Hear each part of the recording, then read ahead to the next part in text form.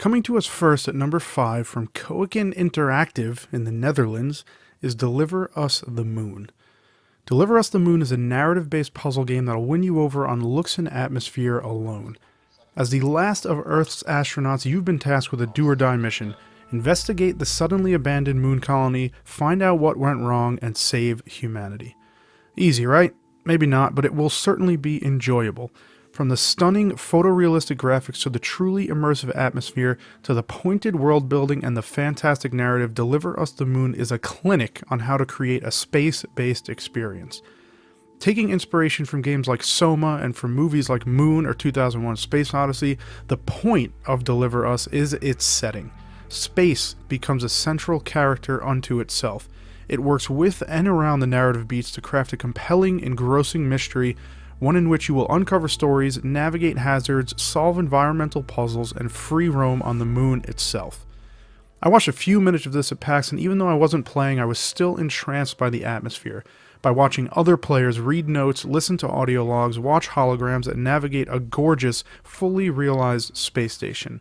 It's obvious that every line of story in this game was written with care and with purpose. And since there are no enemies in Deliver Us and no combat so far as I know, the game is entirely dependent on the draw of its world and story. From what I saw at PAX East, it delivers on both fronts. Deliver Us is an episodic adventure, and the first episode is actually available now on Steam. The developers have just recently announced that episode 2 is coming, but there are to this point not too many additional details. Where the story goes from here is anyone's guess, as from what I've heard, episode 1 ends on quite the cliffhanger, but what's certain is this, that many people are very eager to find out, and that you should probably be one of them.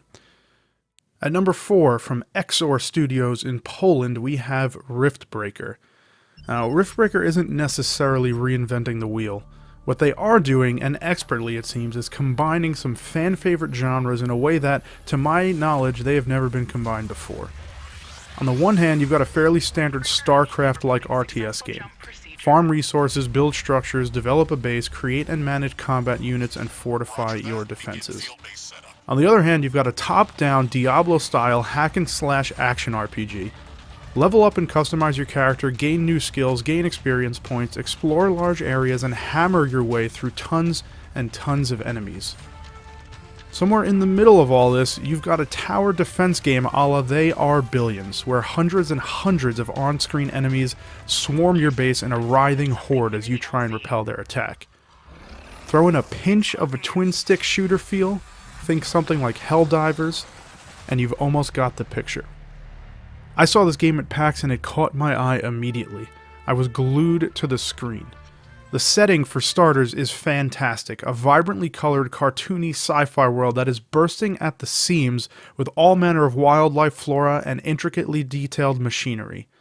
The animations look unbelievably smooth, the sound effects are punchy and satisfying, and it just looks like an absolute blast to play. The narrative conceit involves a soldier named Ashley who is in possession of a mech rig that allows for interdimensional travel. She's stranded on a foreign planet, and it's your job as the player to build the base, gather the resources, and survive long enough to allow her escape back to Earth. The tech you can build and wield is all appropriately futuristic, and it all looks incredible. This game is gearing up to be something special. At the very least, it will be nothing but joyous, overblown fun, and I cannot wait to play it. Riftbreaker is releasing sometime in 2020, according to the developers, and it will be coming out on Steam, PS4, and Xbox One. At number 3 on our list, we have Hellpoint, coming to us from Canadian studio Cradle Games. Hellpoint, at first glance, looks like the video game offspring of Hellraiser and Event Horizon. A weird demonic sci-fi hellscape packed with neon weapons, ancient creatures, and the kind of sadomasochistic torture porn bondage that would make Pinhead blush.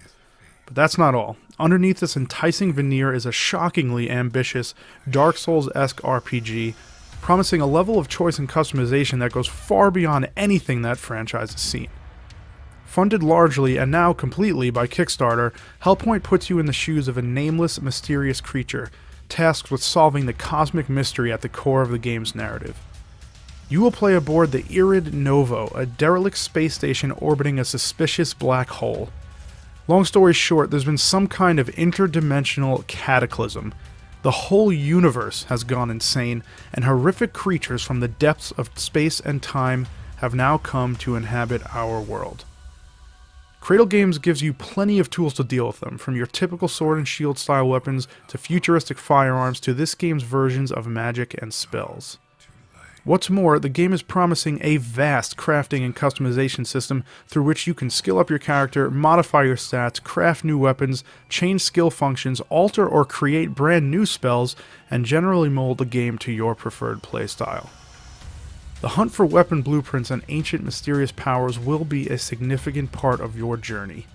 Additionally, the game sports a unique proficiency system. The more you use a weapon, the better you get with it and the more skills you unlock. And you'll probably need them all. The black hole at the center of Irid Novo's orbit is constantly shifting reality in real time. This means that depending on your position around the black hole, the game will radically change. Entire levels will rearrange themselves. Enemy spawns and behaviors will change, enemy types will change, puzzles will change, difficulty will change, loot drop rates and rarity will change, the list goes on. Even further, every time you die or log out, the entire game will change again, so no two playing experiences will ever be the same.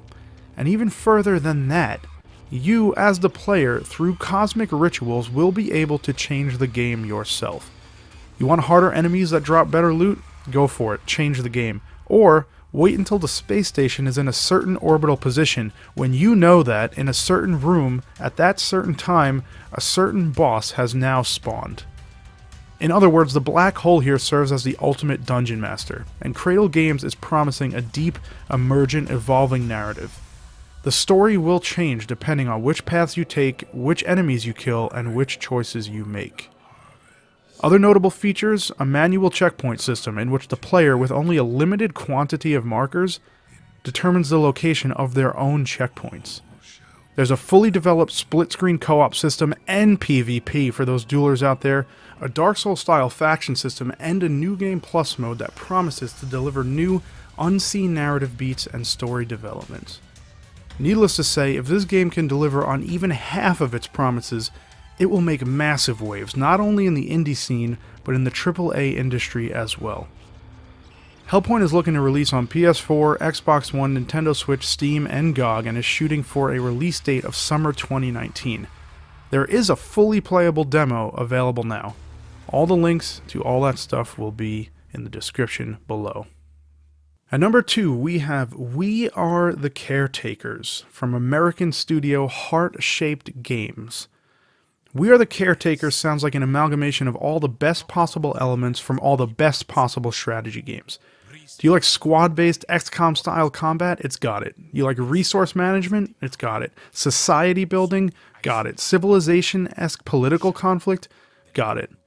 But perhaps the most intriguing thing here, and the thing that really sets this apart, is its gorgeous Afro-futuristic design aesthetic, which is unlike anything I have seen in gaming to this point.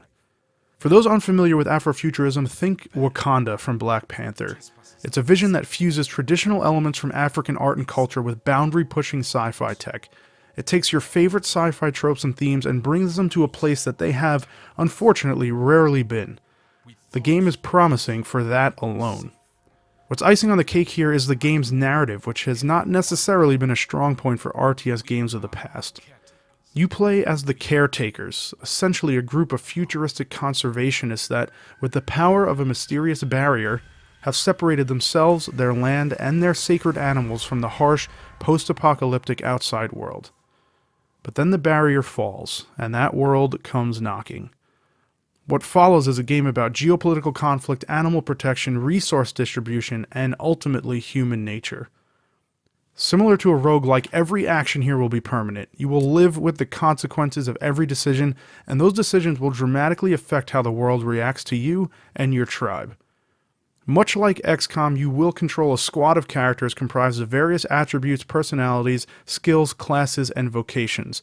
Also, like XCOM, much of your playtime will be pitted against a running clock. Will depend on research, on development, on time management, societal stability, and world events.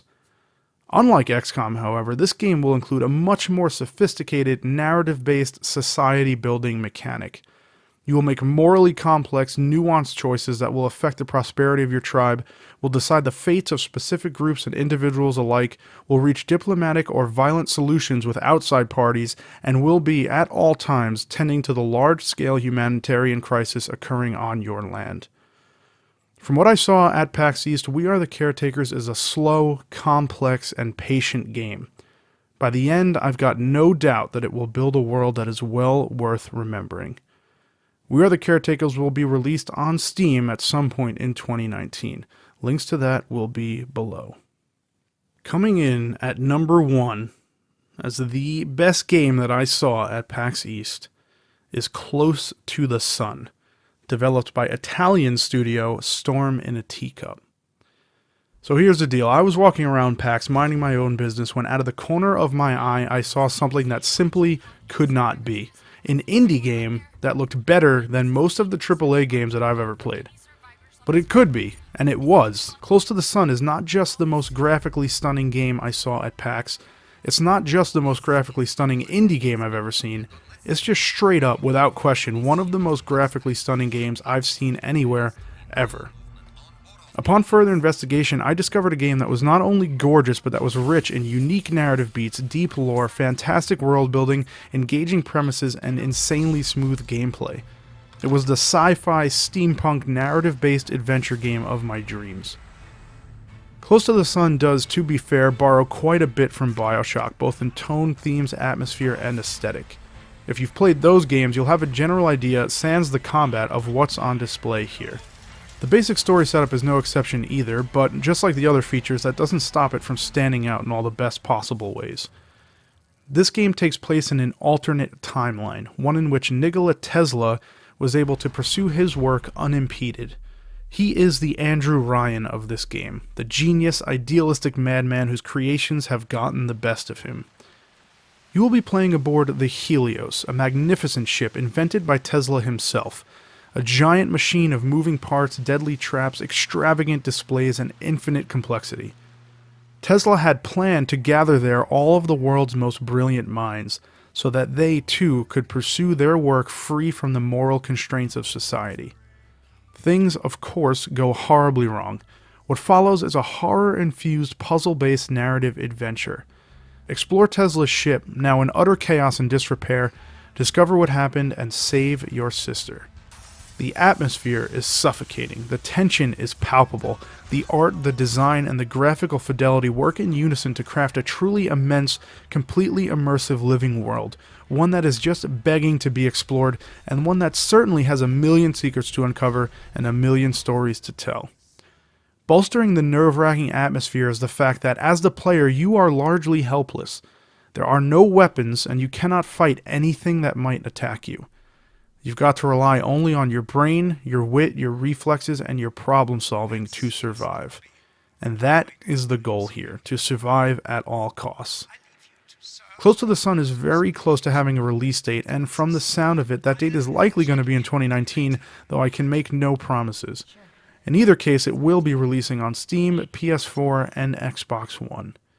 Out of all the games mentioned here, Close to the Sun seems most likely to transcend its indie label, and it is without question one of my most anticipated games of the year.